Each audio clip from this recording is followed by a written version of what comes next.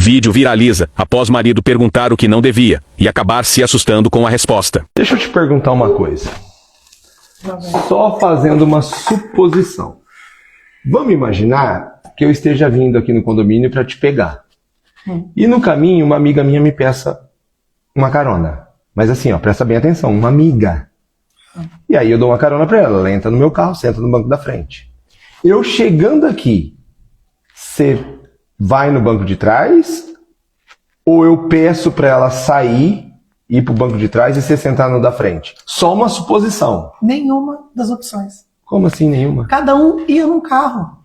Como num carro? Você ia no carro da funerária. Ela ia com o SAMU e eu ia com a viatura pra delegacia. Meu Deus do céu, não dá pra conversar com você não. Aprendeu? Pelo amor de Deus. Aprendeu.